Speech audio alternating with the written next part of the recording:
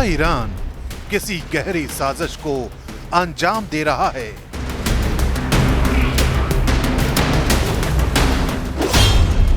क्या ईरान अपने nuclear programme में कामयाब होने वाला है?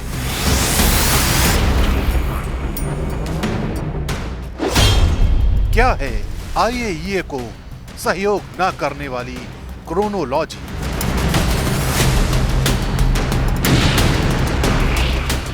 ईरान के राष्ट्रपति के एक आदेश ने दुनिया की फिक्र को बढ़ा दिया है। 2 जुलाई को राष्ट्रपति मसूद पेजेश्कियान ने एक ऐसा आदेश जारी किया जिसके पीछे का मकसद दुनिया के लिए खतरनाक हो सकता है। इस आदेश के तहत मसूद पेजेश्कियान ने अंतर्राष्ट्रीय परमाणु एजेंसी यानी आईएईए से हर तरह का सहयोग बंद करने का आदेश दिया है। ये वही संस्था है जो ईरान के परमाणु कार्यक्रम पर नजर रखती है और ये तय करती है कि ईरान परमाणु हथियार न बनाए।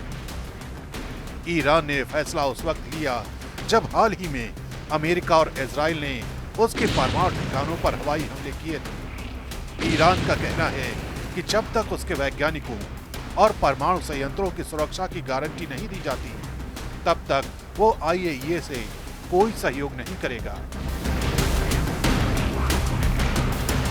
लेकिन सवाल ये है, क्या ईरान ये कदम सिर्फ सुरक्षा के नाम पर उठा रहा है या फिर अंतर्राष्ट्रीय निगरानी से बचकर चुपचाप परमाणु हथियार बनाने की दिशा में बढ़ रहा है? قانون تعلیق همکاری با آژانس بین‌المللی انرژی اتمی ابلاغ شد. رئیس جمهور قانون الزام دولت به تعلیق همکاری با آژانس بین‌المللی انرژی اتمی را برای اجرا به دستگاه‌ها و سازمان‌ها ابلاغ کرد. طرح تعلیق همکاری با آژانس هفته گذشته در مجلس شورای اسلامی تصویب و در شورای نگهبان تایید شده بود. आईएईए की रिपोर्ट के मुताबिक ईरान पिछले कुछ महीनों से बहुत तेजी से यूरेनियम संवर्धन कर रहा है। ये संवर्धन इतना हाई लेवल तक पहुंच गया है कि इससे परमाणु बम बनाने के लिए जरूरी सामग्री तैयार की जा सकती है। अब जब आईएईए को ईरान के परमाणु ठिकानों में जाने की इजाजत नहीं है, तो ये समझना मुश्किल हो गया है कि अंदर क्या हो रहा है। ईरान हमेशा से कहता आया है कि उसका परमाणु कार्यक्रम शांतिपूर्ण है, लेकिन अब जब उसने निगरानी हटाने का फैसला लिया है, तो शक और गहरा हो गया है। क्या ईरान अब गुपचुप तरीके से परमाणु हथियार बना रहा है? क्या वो एक और उत्तर कोरिया बनने की राह पर है? यही वजह है कि ईरान के इस नए फैसले के बाद पश्चिमी देशों की नींद उड़ी हुई है। और ऐसा इसलिए भी है क्योंकि अमेरिका और इजराइल की तरफ से लगातार यही दावा किया जा रहा है कि B-2 बॉमर और बंकर बस्टर बम के जरिए ईरान की न्यूक्लियर साइट को बुरी तरह तबाह किया जा चुका है, जिससे ईरान का न्यूक्लियर प्रोग्राम कई वर्षों पीछे पहुंच गया है। अमेरिका ने 10 दिन पहले जो सैन्य हमले किए थे, उससे ईरान के परमाणु कार्यक्रम को 2 साल तक पीछे धकेल दिया गया है। यानी ईरान का न्यूक्लियर प्रोग्राम अब 2 साल पीछे चला गया है।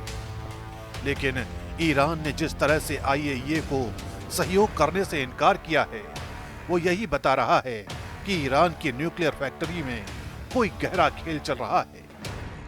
It is, we'll use the word unacceptable, that Iran chose to suspend cooperation with the IAEA at a time when it has a window of opportunity to reverse course and choose a path of peace and prosperity. Iran must cooperate fully without further delay. Iran पहले भी कई बार IAEA से सहयोग रोक चुका है। हर बार जब पश्चिमी देशों ने उस पर दबाव बनाया, तो ईरान ने निगरानी हटा दी और बदले में बातचीत के लिए मजबूर किया। यानी ये एक पुरानी रणनीति भी हो सकती है, दबाव बनाकर शर्तों के साथ बातचीत के लिए माहौल तैयार करना। लेकिन इस बार हालात बदले हुए हैं। महज कुछ दिन पहले ही ईरान और इजराइल के बीच 12 दिन की जंग हो चुकी है।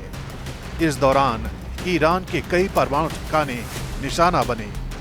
अब आईएईए को अंदर ना जाने देने का मतलब है कि ईरान अपने नुकसान को दुनिया से छुपाना चाहता है या फिर कोई नई तैयारी कर रहा है।